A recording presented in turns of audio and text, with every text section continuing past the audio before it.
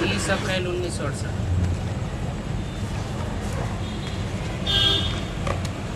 बात चल रही थी, सीढ़ी उतरते ही रहते हैं क्योंकि भक्ति माना ही दुर्गति।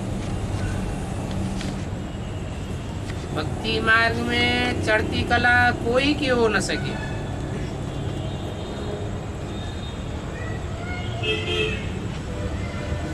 कल्प की आयु भी कितनी लंबी चौड़ी कह देती है। अभी तुमको तो पता पड़ा है कल्प है ही 5000 वर्ष का। उसमें भी मैक्सिमम है 84 जन्म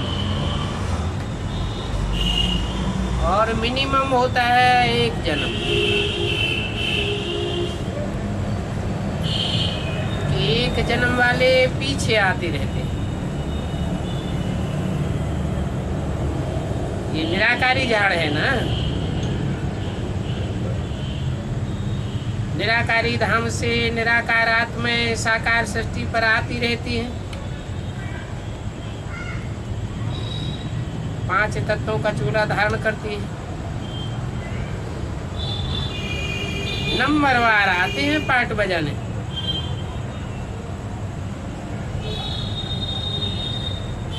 असल तो हम निराकारी झाड़ के हैं, फिर वहां से आते हैं पाट बजाने। और वहां सभी पवित्र आत्माएं ही रहती हैं। कोई भी अपवित्र आत्मा वहां वापस जा न सके। परंतु हर एक आत्मा का पार्ट अलग अलग है। ये बुद्धि में रखने की बात है। झाड़ भी बुद्धि में रखो। सतयुग से लेकर कलयुग अंत तक। और ये बाप ने ही बताया है, ये झाड़ का ज्ञान निराकारी और साकारी ये कोई मनुष्य नहीं बताते। ये भी नहीं बताते कि एक ही सदगुरु है जो सर्व की सदगति करते हैं। बाकी तो सभी गुरु हैं भक्ति मार्ग के। कितने कर्म कांड आदि करते हैं। भक्ति मार्ग का शो कितना है। और है रोने के पानी में सब। और इसमें इतना फंसे हैं जो कोई निकाल भी नहीं सकता सिवाय परमपिता परमात्मा।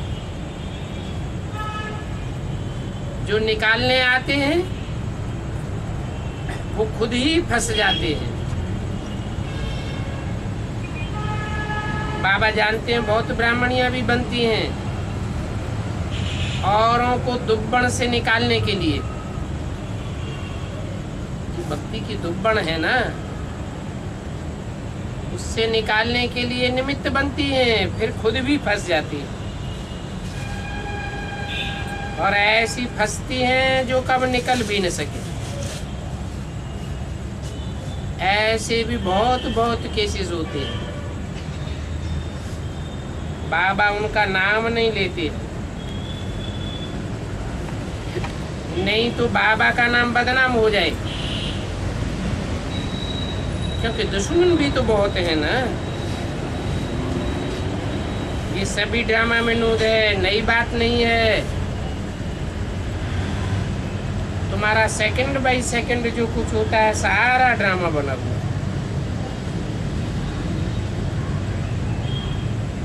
और तुम्हारी बुद्धि में तो है अभी हम वेद के बाप से राजयोग सीख कर नर से नारायण बनते हैं।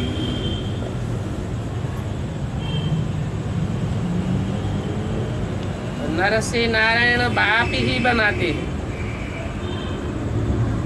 और कोई मनुष्य मात्र नहीं बना सकता। विश्व का मालिक बनते हैं ना। तुम बच्चों को पहले तो ये नशा रहना चाहिए कि हम ऊंच के ऊंच बाप से ऊंचे से ऊंच बादशाही लेते हैं।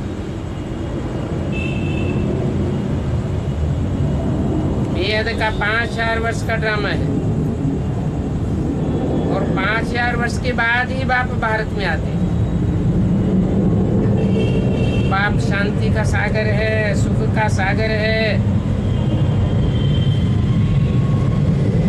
ये महिमा पारलौकिक बाप की है, और ये महिमा भी है तब की जब संगम युग पर आकर प्रैक्टिकल पार्ट बजाए। जरूर सुख और शांति बेहद की दी होगी, और तुम तो जानते हो ये महिमा बिल्कुल ठीक है, क्योंकि जो कुछ भी प्राप्ति होती है सभी कुछ एक से ही मिलता है। इसलिए वो ही सुख करता दुख हरता है जिसके सामने तुम बैठे हो। तुम अपने सेंटर पर बैठते हो तो कहा जाता है कि हम वहां लोग लगावेंगे। उस समय बुद्धि में आवेगा शिव बाबा मधुबन में है, उस समय तुम शिव बाबा को याद करते हो। शिव बाबा कहते हैं मैंने साधारण तन में प्रवेश किया है।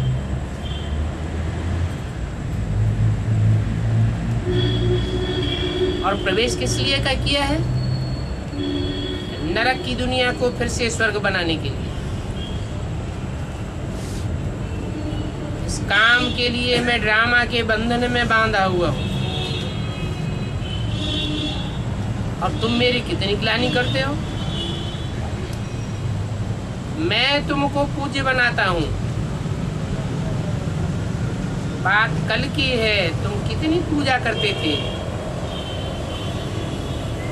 तुमको इतना राज भाग दिया, सभी तुमने गंवाई दिया।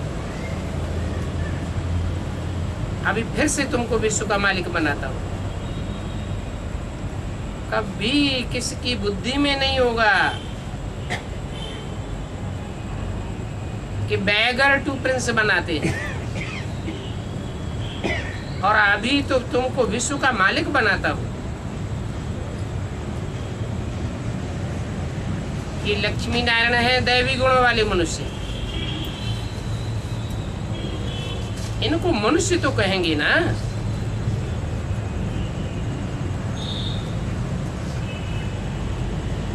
चालीस 100 फुट वाले लंबे तो नहीं है, ऐसे भी नहीं है कि इन्हों की आयु बड़ी है इसलिए छत जितने लंबे होंगे, नहीं। कलयुग में तुम्हारी आयु कम हो जाती है, बाप आकर तुम्हारी आयु बड़ी करते हैं। इसलिए बाप कहते हैं हेल्थ मिनिस्टर को भी समझाओ, बोलो हम आपको ऐसी युक्ति बतावें जो कब कोई बीमार होगा ही नहीं।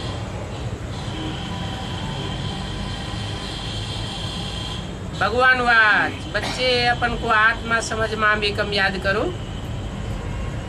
तो तुम पतित बुद्धि से पावन बुद्धि बन जाओगे। तुम्हारा तन भी पतित से पावन बन जाएगा, एवर हेल्दी बन जाएगा। हम गारंटी करते हैं। भारत में ये देवताएं थे तो उनकी आयु बहुत बड़ी थी।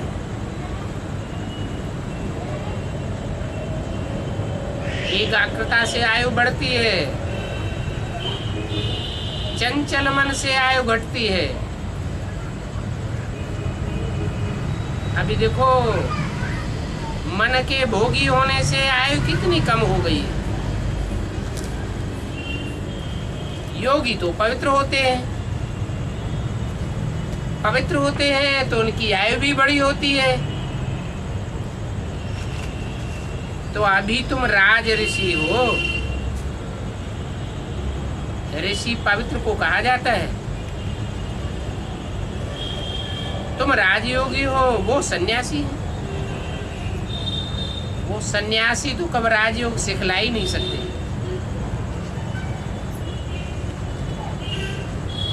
वो कहते हैं गंगा पतित पावनी है, वहां जाकर के दान आदि करो। अभी गंगा में थोड़ा ही दान आदि किया जाता है। मनुष्य पानी में डाल देते हैं, वहीं पंडे आदि लोग बैठे हो रहते हैं, झट पानी से पैसे निकाल लेते हैं। तो गंगा को थोड़ा ही कुछ मिलता है।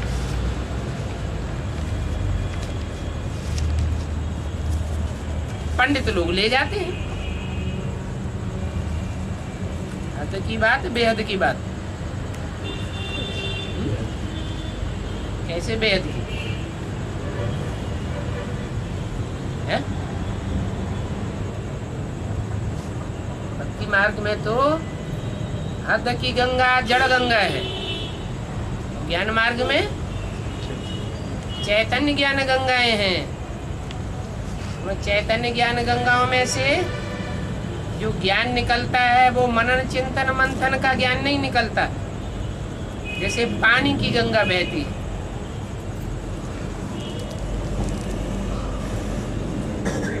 उनके कंठे पर भी पंडे पुजारी महात्माएं धर्मात्माएं बैठे होते हैं।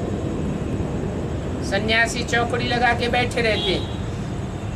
जो भी आता है मिलता किसको है? गंगा को मिलता है या पंडे पुजारी ले जाते हैं? भगवान आते हैं तो स्वाधीन बनाते हैं। भगवान जब गुप्त हो जाते हैं तो वो ही कन्याएं माताएं फिर पराधीन हो जाती हैं। वो तो पतित पावनी गंगा समझ करके दान करते हैं कि गंगा ही पतित पावनी है। अभी तुम तो बाप द्वारा पावन बनते हो। तुम जान गए हो कि मनुष्य मनुष्य को पावन बना ही नहीं सकता।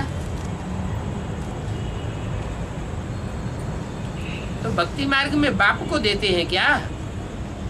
तुम तो बाप को देते हो। बाप तो दाता है ना। तुम देते नहीं हो, लेते हो। तुम भक्ति मार्ग में ईश्वर अर्थ गरीबों को देते थे, वो या पतितों को देते थे। भक्ति मार्ग में भगवान तो होता ही नहीं है। तुम खुद भी पतित थे, लेने वाले भी पतित थे।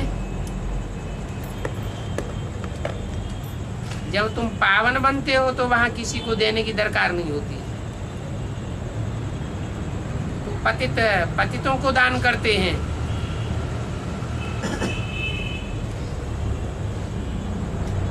भक्ति मार्ग में कुमारी को दान देते हैं। वो भी तो पतित बनती है ना। जब पतित बनती है तो सभी के आगे जाकर के सर झुकाना पड़ता है। सारे संबंधियों के सामने माथा टेकना पड़ता है। और जब तक कुमारी पावन है तो फिर उनको सब माथा टेकते हैं। कन्याओं को बुलाकर खिलाते हैं, दक्षिणा देते हैं। शादी के बाद तो पूरी बर्बादी हो जाती है। तन की बर्बादी, मन की बर्बादी। ये ड्रामा में नूद है। कल्प कल्प ऐसे होता चला है। भक्ति मार्ग में रिपीट होता है। अभी तो भक्ति मार्ग तुम्हारा पास्ट हो गया ना। सतयुग का भी समाचार बाप बताते हैं। अभी तुम बच्चों को समझ पड़ी है।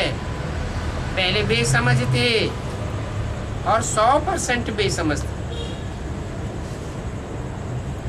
और उसमें भी 100% बेसमझ उनको कहा जाता है जो सर्वव्यापी का ज्ञान सुनाते हैं।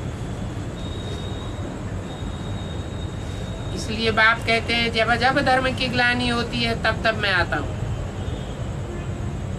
ये सर्वव्यापी का ज्ञान भी भारत में ही आता है। कहाँ से निकलता है? भारत से, गीता से।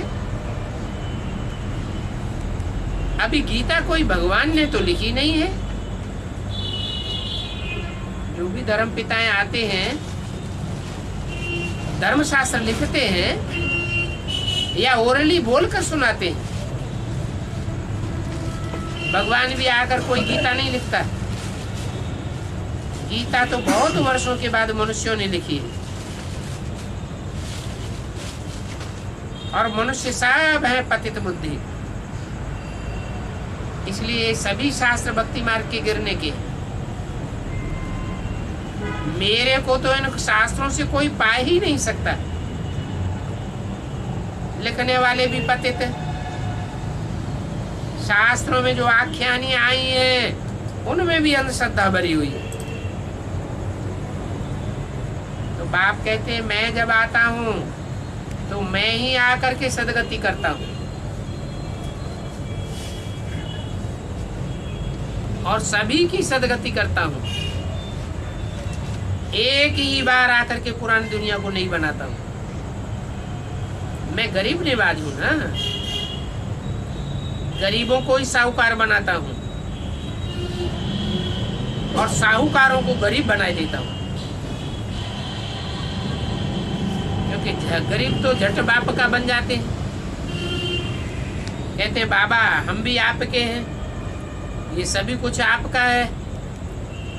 बाप कहते हैं अच्छा, ट्रस्टी होकर के रहो, बुद्धि से समझो ये हमारा नहीं है, बाप का है, बाप के कार्य में लगाना है। परंतु इसमें बड़ी सच्चाई चाहिए।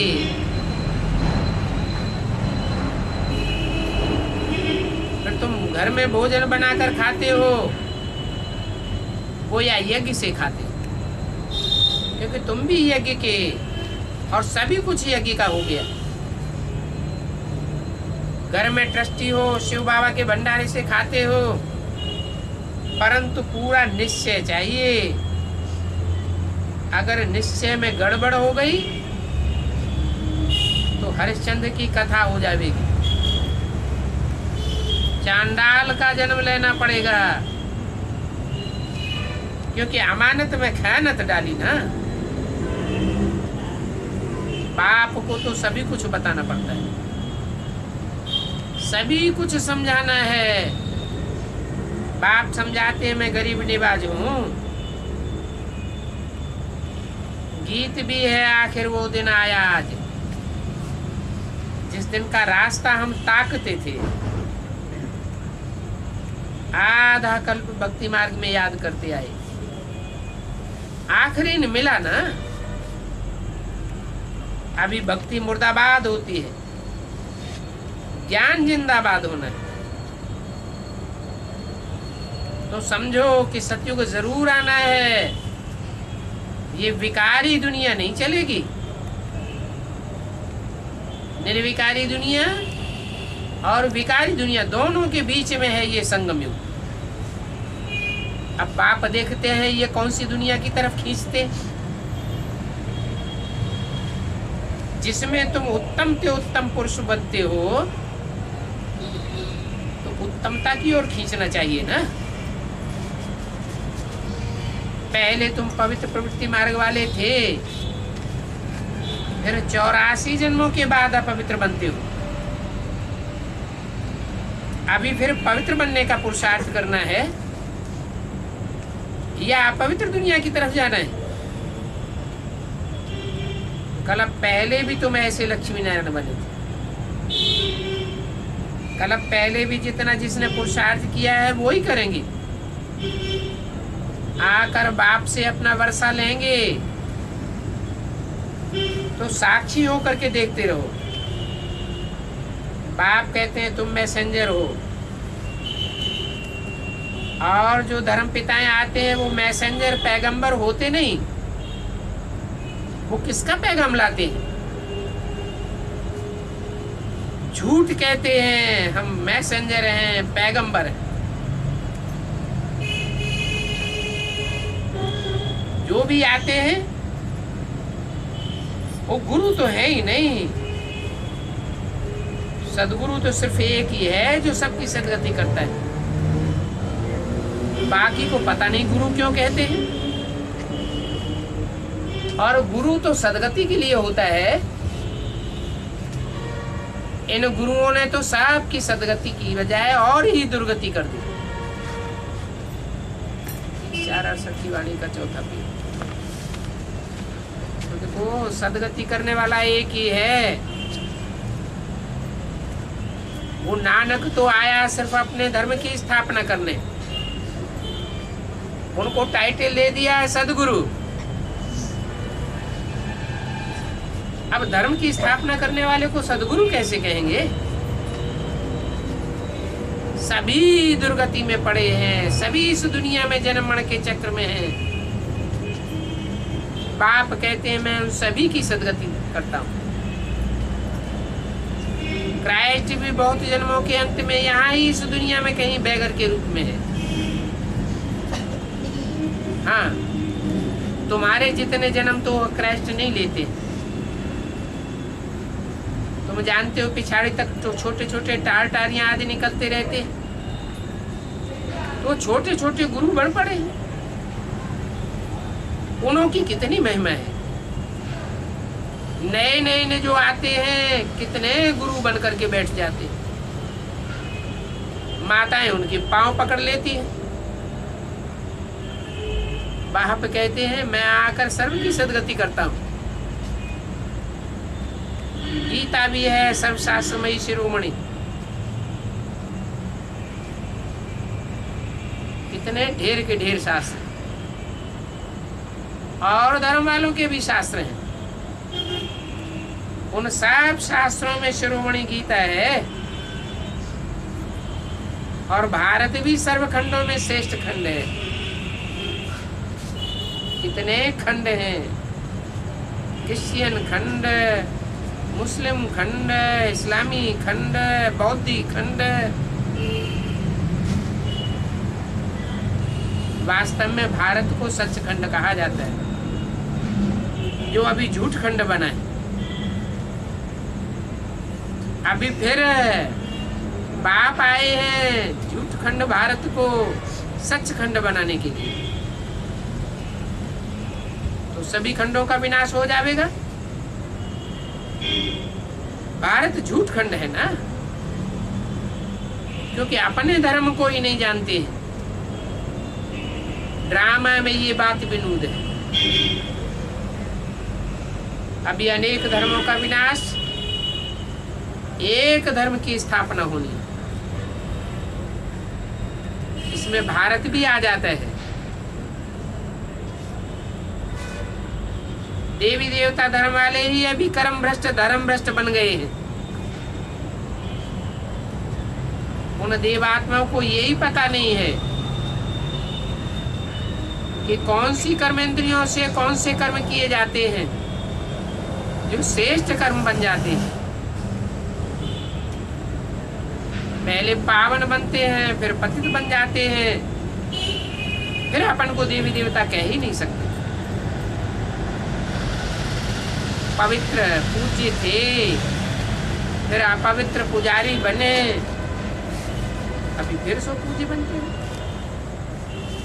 ये देखो 84 जन्मों की समझानी है।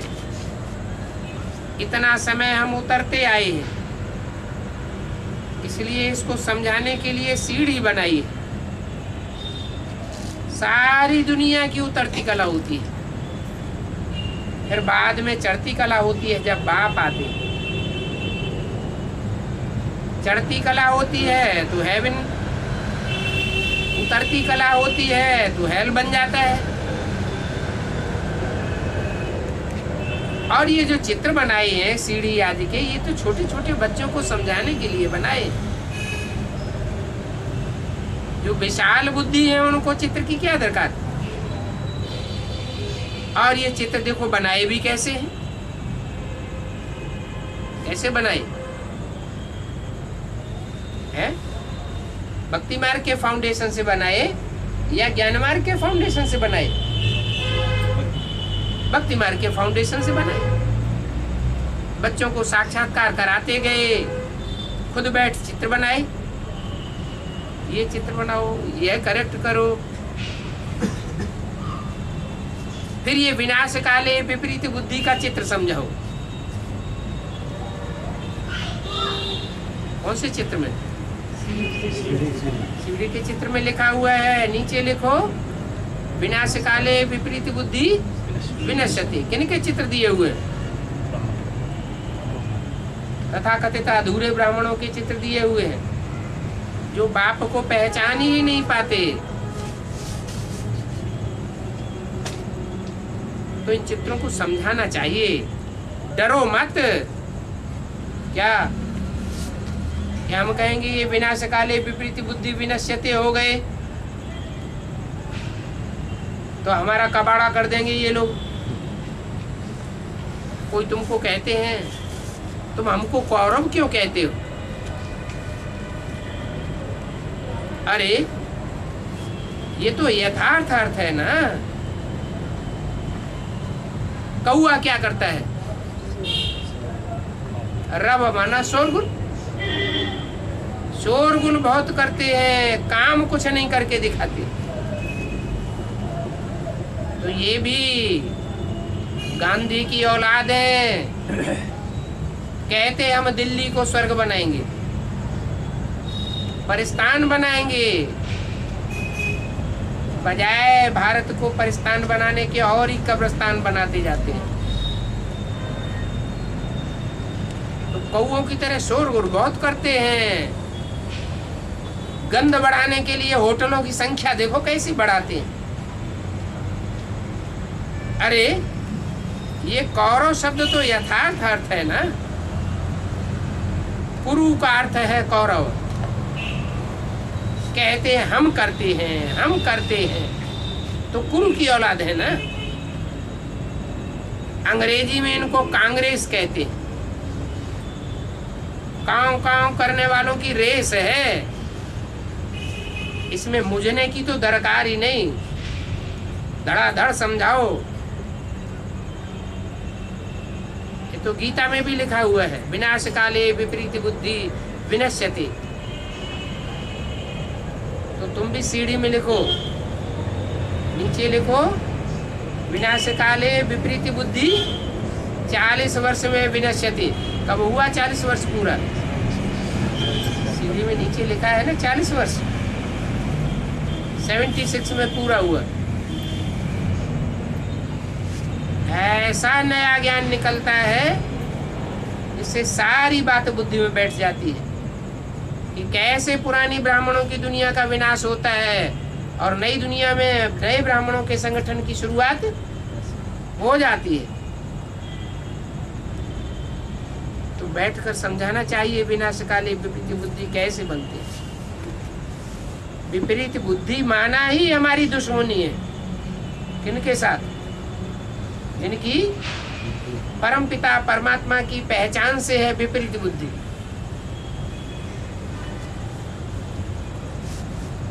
बाप की पहचान सुनने मात्र से ही कान में उंगली दे लेते। हम नहीं सुनेंगे। कौन से धर्म वाले होते हैं? मुसलमान धर्म के कान में उंगली दे के अल्लाह मियाँ को याद करते। अब इसका अर्थ क्या हुआ?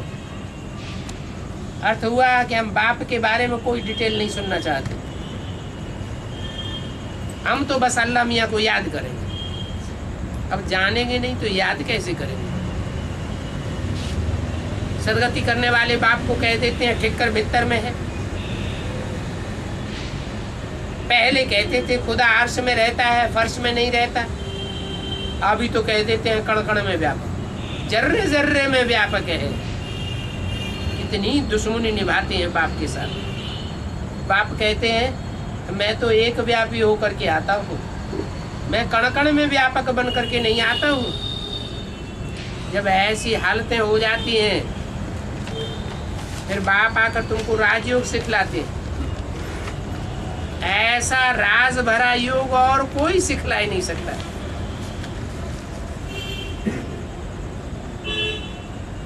भगवान वाच है, मैं तुमको राजयोग सिखलाता हूँ और मनुष्य मात्र तो तुमको भोगी बनावेंगे। तुम्हारी इंद्रियों को और ही उत्तेजित कर देवेंगे। वो भोगी बनाते हैं, भोगी होते हैं। मैं तो तुमको राजयोगी बनाता हूँ। ये लक्ष्मी नारायण राजा रानी है,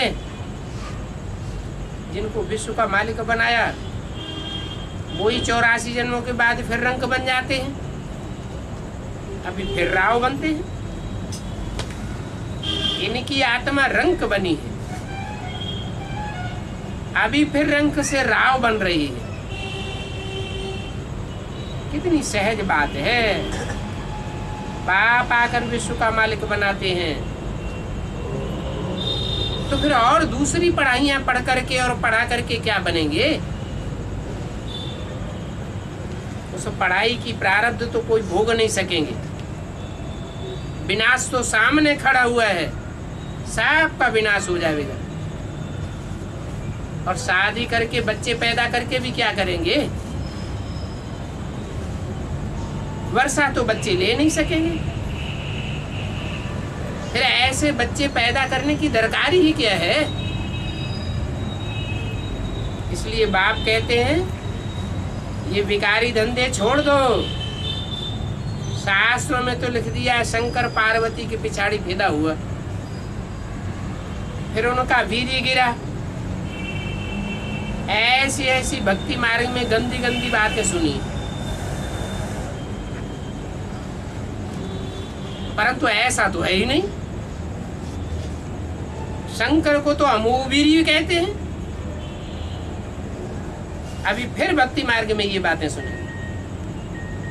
तुम भी भक्त थे, डबल डबल बातें करते हैं। एक तरफ शंकर पे पार्वती के पिछाड़ी फिदा हुआ, फिर उनका वीर्य क्षरण हुआ, फिर दूसरे कहते हैं शंकर अमोघ वीर्य है। अमोघ वीर्य का मतलब उनके वीर्य का कभी क्षरण होता ही नहीं जो बच्चे पैदा हों। अब डबल डबल बातें करेंगे तो झूठी बातें साबित होती हैं या सच्ची बातें साबित होती हैं? सच से होता है सचखंड। झूठी बातें सुनाने से झूठखंड ही बनेगा। पहले तुम भी भक्त थे, झूठ ही पढ़ते थे, झूठ ही सुनते थे, झूठ ही सुनाते थे। अभी तो तुम जानते हो कि हमें बाप से वर्षा लेना है। बाप शांति का सागर है, ज्ञान का सागर है, धन संपत्ति का सागर है। सागर से रत्नों की थालियां भर भर करके देते।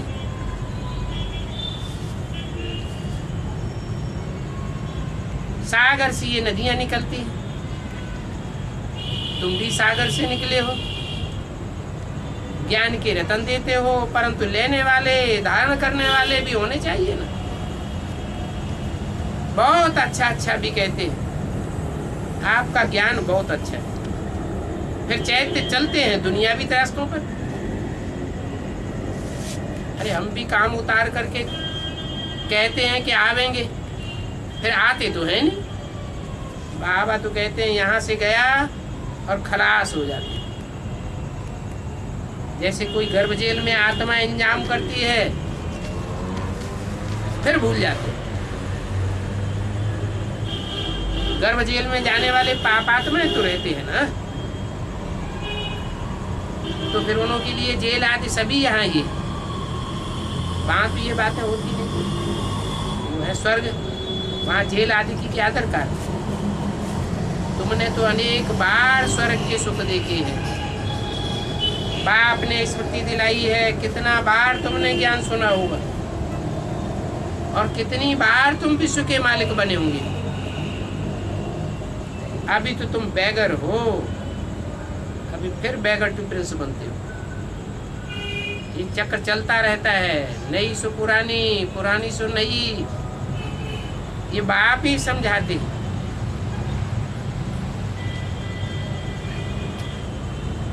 क्या नई सो पुरानी, पुरानी सो नई? तो कहाँ की बात है? अरे ये बात बाप ही समझाते हैं, इसका क्या अर्थ हुआ? अम्मा तो नहीं समझाती।